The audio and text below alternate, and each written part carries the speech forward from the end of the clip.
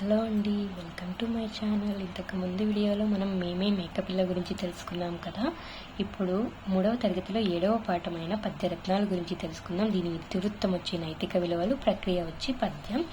ఇక్కడ మనకి ఒక కవి ఉండడని కవులు చాలామంది ఉంటారు. ఇంతకీ నైతిక విలువలు అంటే ఏమి అంటే, నైతిక విలువలు అంటే మనం ఏ విధంగా ప్రవర్తించాలి, ఏ విధంగా ఉండాలి అని తెలిపేవి మనకి నైతిక విలువలు. సొసైటీలో ఎలా ఉండాలి అని తెలిపేది. ఇప్పుడు మనం కవుల గురించి చూద్దాము. ఫస్ట్ కవి గురించి వస్తే వేమన. ఆయన 17-18వ శతాబ్దాల మధ్య కాలం వాడు. ఆయన జన్మస్థలం వచ్చి కడప జిల్లా వారు. ఈయన సమాధి అనంతపురంలోని కదిరిలోని కటారుపల్లెలో ఉంది. ఇతని శతకం వేమన శతకం. నెక్స్ట్ సెకండ్ వచ్చేసరికి కవి బద్దెన. ఈయన 13వ శతాబ్దం వాడు. ఇతని శతకం సుమతి శతకం. నెక్స్ట్ వచ్చి కవి గువ్వల చెన్నడు. కాలం 17-18వ శతాబ్దాలకు చెందినవాడు. స్వస్థలం కడప జిల్లా రాయచోటి. మకుటం గువ్వల చెన్న.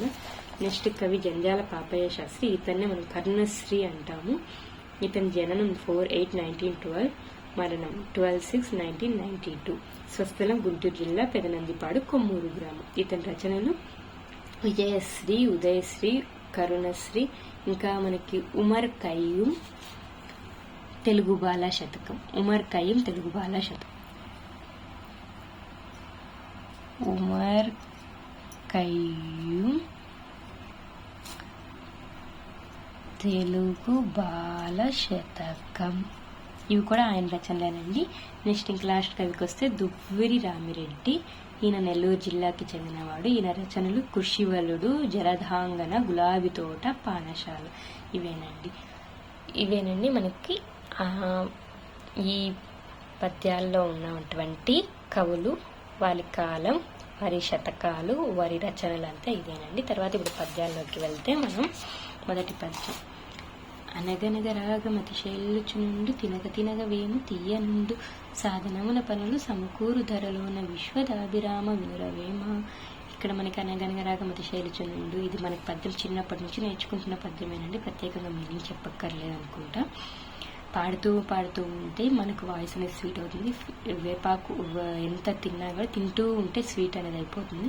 మనం పనులు చేస్తూ ఉంటే, బాగా కృషి చేస్తే ఏ పనైనా సక్సెస్ సాధిస్తాం.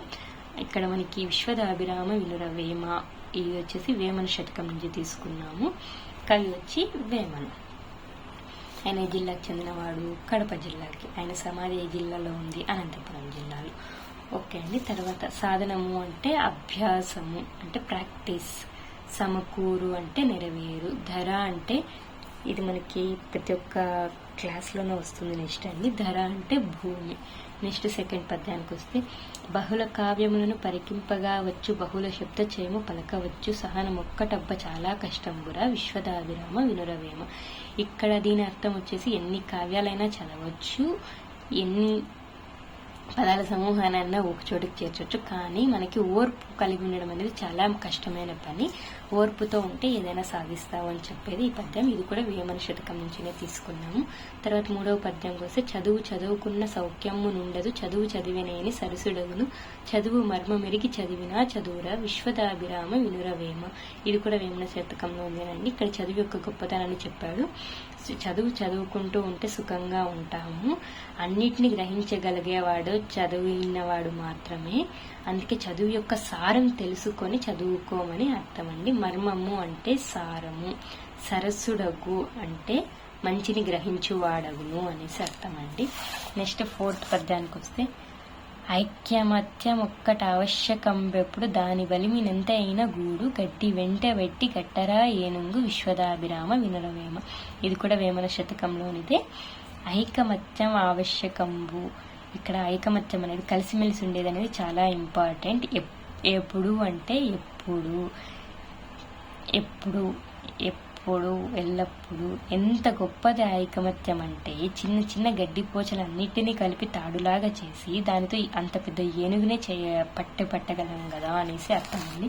తర్వాత కమలములు నీటవాసిన కమలాప్తుని రశ్మిసోకి కమలిన భంగిన్ తమ తమ నిలవులు దప్పిన తమ మిత్రులే శత్రులౌట తథ్యం సుమతి. ఇక్కడొచ్చి కమలములు అంటే తామర పువ్వులు, కమలాప్తుడు అంటే సూర్యుడు, రశ్మి అంటే కిరణాలు, వేడి. ఇక్కడ మనకి ఏమంటే ఓ సుమతి, తామరలు తన నివాసమైన నీటిని వదిలితే మిత్రుడైన సూర్యుడి వేడి చేత వాడిపోతాయి. అలాగే మానవులు కూడా తన స్థానాలు వదిలి ఉండకూడని చోట ఉంటే తమ స్నేహితులు అంటే ఎక్కడ ఉండాల్సిన వాళ్ళు అక్కడే ఉండాలి అని అర్థం వచ్చేలాగా ఇది చెప్పాడండి. తామర పూలు మనకి నీళ్ళలో ఉన్నంతసేపు ఎండ తగిలినా ఏం కావు, అది నీటిలో నుంచి బయటకు వస్తే ఆ ఎండ తగిలితేనే అవి వాడిపోతాయి కదండి, అందుకనేసి అలా మీనింగ్తో ఇచ్చారు. ఇది వచ్చేసి సుమతి శతకం. సుమతి శతకం బద్దెన 13వ శతాబ్దం. తర్వాత వచ్చేసి నెక్స్ట్, లావుగల వాని కంటెను భావింపగా నీతిపరుడే బలవంతుడవు గ్రావంబంత గజంబును మావటి వాడెక్కినట్లు మహిళ సుమతి. ఇది కూడా సుమతి శతకమే, బద్దెనే 13వ శతాబ్దమే. సుమతి అంటే అర్థం ఏమంటే సుమతి. సు అంటే మంచి, మతి అంటే బుద్ధి కలవాడా అని అర్థం అండి. తర్వాత ఈ మనకి లావు ఉన్నోళ్ళే గొప్ప అనుకునే వాళ్ళు చాలా మంది ఉంటారు కదా, వాళ్ళ కోసమే ఈ పద్యం రాశారు. లావు అనేది ఇంపార్టెంట్ కాదండి, మనకి తెలివి అనేది నీతిపరుడు అంటే ఇక్కడ ఈ పద్యం ప్రకారంగా అయితే తెలివి ఉన్నవాడే బలవంతుడు. ఎందుకంటే అంత పెద్ద గజం ఏనుగును మావటి వాడు ఎక్కుతాడు చూడండి, అంత ఏనుగుతో పోలిస్తే మావటి వాడు చిన్నవాడే కదా, అట్లాంటిది అతనే ఎక్కగలిగినాడంటే అతని తెలివే గొప్పది కదా అని అర్థం అండి ఇక్కడ. కలిమిగన్ల లోబి కన్నను విలసితమౌ పేదమేలు వితరిని అయినన్ చలిచలమ మేలుగాద కులనిది ఎంబోదిగన్న గువ్వల చెన్న. ఇది వచ్చి గువ్వల చెన్న శతకంలోనిదండి. అతనికి వచ్చేసి గువ్వల చెన్నడు. ఇతను వచ్చేసి క్రీస్తు శతకం 17-18 మధ్యకాలం వాడనేసి. కలిమి అంటే సంపద, లోబి అంటే పిసినారి. ఇక్కడ అంత ఉన్నవాడి కన్నాను విలసితం ఉంటే చక్కగా ఉండే పేదవాడు బీదవాడు మేలు. వితరిని అంటే దాత. ఇక్కడ మనకి మీనింగ్స్ అన్నీ వస్తాయి చూసుకోండి. ఫస్ట్ కలిమి సంపద, లోబి పిసినారి, విలసితము చక్కగా, పేద బీదవాడు. ఇక్కడ వితరిని దాత, చలిచెలమ మంచి నీటి గుంట, కులనితి ఎక్కువ నీరు, అంబోది సముద్రం.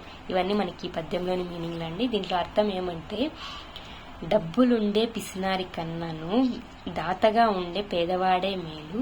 అంత పెద్ద సముద్రము, అన్ని నీళ్లు పెట్టుకున్న సముద్రం కన్నా చిన్నగా మంచినీళ్ళు ఉండే ఒక చిన్న చెరువు చాలదా, మంచినీటి గుంట చాలదా అని అర్థం అండి.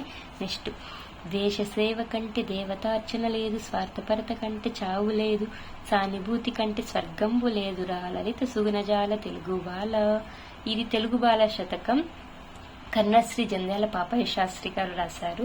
అతని రచనలు విజయశ్రీ, ఉదయశ్రీ, కర్ణశ్రీ, ఉమర్ కయూం. తెలుగు బాల శతకం. ఇతను గుంటూరు జిల్లా పెదనందిపాడు కొమ్మూరు గ్రామానికి చెందిన అతను. ఇక్కడ మనకు అర్థాలు వస్తాయి చూడండి. దేశ సేవ కంటే దేవతార్చన లేదు అంటే దేశ సేవ కంటే గొప్ప పూజ లేదు, స్వార్థపరత కంటే చావు లేదు, అన్ని నాకే కావాలనే స్వార్థం కంటే చావే లేదు, సానుభూతి కంటే స్వర్గంబు లేదురా. సానుభూతి అంటే దయ కలిగి ఉండడం అండి, దానికన్నా మంచి స్వర్గమే లేదు అని అర్థం అండి. ఇక్కడ ఏమంటే దేవతార్చన, దేశ సేవ దేవతార్చన, దేశ సేవ కంటే దేవతార్చన లేదంటే దేశ సేవ చేసే అంత గొప్ప పూజ ఇంకేదీ లేదని, స్వార్థపరత అంటే స్వార్థంగా ఉండడం కంటే చావడం బెటర్ అని, సానుభూతి కంటే స్వర్గంబు లేదు, సానుభూతి అంటే దయ కలిగి ఉండడం కంటే మంచి సుఖం అనేది లేదు అనే అర్థంతో లలిత సుగుణజాల తెలుగు బాల అనేది ఇది మకుటం. తర్వాత వచ్చేసి నెక్స్ట్ పద్యం వచ్చి సంపదల తేలునప్పుడు చెక్క మూలాడి అన్నాదమ్ముడి అని వారాల ఆప్తువరలే కష్ట దినములనే దిక్కుగాంచినప్పుడు చెయ్యి అందించువారేపో చెలిమి కండ్రు. సంపదలున్నప్పుడు ఎవరైనా ఇష్టమైన మాటలు మాట్లాడతారు, మంచిగా అన్నా తమ్ముడు అంటారు. కష్టాల్లో ఉన్నప్పుడు నీకు ఎవరైతే చెయ్యి అందిస్తారో వాళ్ళే నీ స్నేహితులు, నీ అసలైన స్నేహితులు అనే అర్థంలో చెప్పారండి. ఈ పద్యం చెప్పిన అతను వచ్చేసి దువ్వూరి రామరెడ్డి. ఇతను నెల్లూరు జిల్లా. ఇతని రచనలు వచ్చేసరికి కృషివలుడు, జలధాంగన, గులాబీ తోట, పానశాల. ఓకేనా అండి. ఇప్పుడు ఈ పద్యానికి సంబంధించిన అర్థాలు చూసుకుంటే, ఇచ్చకములాడి, ఇచ్చకములు మంచి ప్రియమైన మాటలు, ఆప్తవరులు, హితులు, కాంచ చూచినప్పుడు, చెలిమి కాండ్రు స్నేహితులు. ఇక్కడ ఏం లేదండి, సంపదలు ఉన్నప్పుడు ఎవరైనా వస్తారు, అన్న తమ్ముడు అనుకుంటా, నేనే ఆప్తుడని ఇష్టమైన మాటలు మాట్లాడతారు. అదే కష్టం వచ్చినప్పుడు ఎవరైతే నీకు చేయి అందిస్తాడో వాడే నీ నిజమైన స్నేహితుడు. ఇంతతో మనకి పద్యరత్నాలు అయిపోతుందండి. నెక్స్ట్ వచ్చేసి మనం దీంట్లోకి వెళ్తే మనకి ఇక్కడ ఒక ఆవిడ గురించి ఇచ్చారు. ఆవిడే తాళ్లపాక తిమ్మక్క. తెలుగులో మొదటి కవయిత్రి. ఆమె అసలు పేరు వచ్చేసి తాళ్లపాక తిరుమలమ్మ, తాళ్లపాక అన్నమాచార్యుల భార్య. ఈమె రాసిన రచన సుభద్రా కళ్యాణం. ఈమె అచ్చమైన తేట తెలుగు పదాలతో అందరిచే ప్రశంసించబడింది. ఇక్కడ క్వశ్చన్స్ ఇచ్చారు. ద్విత్వ సంయుక్త అక్షరాలు మనం రాయగలం. ద్విత్వాక్షరాలు అంటే సేమ్ ఒత్తు, సంయుక్త అక్షరాలు అంటే డిఫరెంట్ ఒత్తు. తర్వాత తాళ్లపాక తిమ్మక్క అసలు పేరు తిరుమలమ్మ. తాళ్లపాక తిమ్మక్క రాసిన కావ్యం సుభద్ర కళ్యాణం. ఆమె రాసిన కావ్యం ఎలాంటి పదాలతో ఉంది? తేట తెలుగు పాటది. ఇక్కడ మనకి తాళ్లపాక తిమ్మక్క అన్నమాచార్యుల భార్య. అవును.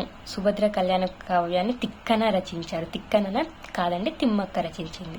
తెలుగులో మొదటి కవయిత్రి తాళ్లపాక తిమ్మక్క. సుభద్ర కళ్యాణం తేట తెలుగు పదాలతో చెప్పబడింది. అవును. ఇక్కడ పదజాలంలో ఒక పదంలో దాగి ఉన్న పదాలు రాయమన్నారు. ఇవి మనం ఎట్లయినా చూసి రాయగలుగుతాము. నెక్స్ట్, పాత రేడియోలు పాటలను వినిపించు, నేటి టెలివిజన్లు నీతి పంచు, కొత్త ఫోను ఎందు కోరుకున్నది దక్కు, నిజమిదే గదయ్య నేటి బాల. ఇది ఒక రకమైన పద్యం అండి. నెక్స్ట్, స్వీయ రచన, సృజనాత్మకత, కథ రాయడము అవి వస్తాయి కదండి, అవి ప్రశంస. తర్వాత భాషాంశాలకు వచ్చేసరికి క్రియాపదాలు. క్రియాపదాలు అంటే ఇవి మనం చేసే పనుల గురించి తెలియజేసేవే క్రియాపదాలు. అంతేనండి. ఇక్కడ క్రియాపదాలు ఎలా మారుతాయో అనేది ఇక్కడ మనకి చూసుకుంటే, నేను అన్నప్పుడు తిన్నాను, మేము అన్నప్పుడు తిన్నాం, నువ్వు అన్నప్పుడు తిన్నావు, మీరు అన్నప్పుడు తిన్నారు, అతను అన్నది తిన్నాడు, ఆమె అది తిన్నది, వాళ్ళు తిన్నారు, అవి తిన్నాయి. ఇలా పదాన్ని బట్టి మారుతూ ఉంటాయి. నెక్స్ట్ మనకి ఈ మాసపు పాటకు వస్తే అందమైన పాట. ఆవు పాల వంటిది అందమైన పాట, పుట్టతేనె వంటిది చిట్టి పాప మాట, అమ్మ పాట పాపలకు కమ్మని చెవివిందు, బొమ్మలాట పాపలకి కమ్మని కనువిందు, పాటలతో ఆటలాడు పాపాయిల చెలిమి, దేశమాత మనసులోని ఆశలకే బలమి, పాట పాడి బుజ్జిపాప పారవశ్యం ఉండాలి, మాటలాడి ముద్దు మాట మనుగడ సాధించాలి, అందాలను చందాలను పందిరిగా వేయాలి, అందులోని లతలవోలు అల్లుకుంటూ పోవాలి, కన్న తల్లి ముద్దులోని వెన్నెలారగించాలి, కన్న తండ్రి ముద్దులోన వెన్నెల వెలిగించాలి, చదువుల సారమెల్ల సాధనలో నిలపాలి, తెలుగువాని తీయదనం నలుమూలలా తెలపాలి. ఈ పాట మనకి చదివితేనే అర్థమైపోతుందండి. దీంట్లో ప్రత్యేకంగా మీనింగ్స్ అని చెప్పుకోవడానికి ఏం లేవు. ఈ పాటను రాసింది ఎవరంటే జీవి సుబ్రహ్మణ్యం అనే అతను రాశాడండి. ఇతను వీర రసము, రసోల్లాసము, సాహిత్య చరిత్రలోని చర్చనీయ అంశాల గురించి రచనలు చేశారు. నెక్స్ట్, ఈ మాసపు కథకెళ్తే దిలీపుని కథ. దిలీపుని కథ ఇది వచ్చి ఇతిహాస కథ. ఇందులోని పాత్రలు వచ్చి దిలీప మహారాజు, సుదక్షిణదేవి మహారాజు భార్య, వశిష్ఠ మహాముని, నందిని ఆవు, సింహం, దేవతలు. ఇందులోని స్టోరీకి వచ్చేసేసరికి దిలీపుని మహారాజుకి సుదక్షిణదేవికి పిల్లలు ఉండరు. అతని దగ్గరికి వశిష్ఠ మహర్షి దగ్గరికి వాళ్ళు వెళ్ళినప్పుడు వాళ్ళకి నందిని ఒక ఆవుని ఇస్తాడు. వీళ్ళు ఆ నందిని ఆవుని ఎంతో గోముగా చూసుకునేవారు. ఒకసారి ఇది మేతకి వెళ్ళినప్పుడు అక్కడికి సింహం గుహలోకి వెళ్ళిపోతుంది. ఆ సింహం ఆ ఆవుని తినేకపోతే దిలీప మహారాజు వచ్చి దాన్ని చంపకండి, మిమ్మల్ని చంపకూడదు అని అడుగుతుంది. అప్పుడు సింహం, రాజా నేనేమి గడ్డి తిని బ్రతకలేను, నేను మాంసం తింటేనే బ్రతకగలను, మరి నా పరిస్థితి ఏంటి అని అడుగుతుంది. అప్పుడు దిలీప్ మహారాజ్ అయితే నందినిని వదిలేసేయండి అని రిక్వెస్ట్ చేసుకుంటాడు. అప్పుడు అక్కడికి దేవతలు వచ్చి నీ యొక్క నిష్టని, నీ యొక్క దాన్ని పరీక్షిద్దామనేసి మేము ఇలా వచ్చాము, అంతే, నీ యొక్క దాన్ని పరీక్షించడానికే మేము వచ్చాము, నువ్వు ఈ పరీక్షలో గెలిచావు అని చెప్తారు. కొన్ని రోజులకి అతడికి కొడుకు పుడతాడు. అతడి కొడుకు పేరే రఘు మహారాజు. ఆ రఘు మహారాజు వంశానికి చెందిన వాడే మనకి చెందిన శ్రీరామచంద్రుడు. ఓకే అండి, ఇంతటితో మనకి 7వ పాఠం అయిపోతుంది. తర్వాత నెక్స్ట్ వీడియోలో 8వ పాఠం గురించి తెలుసుకుందాం.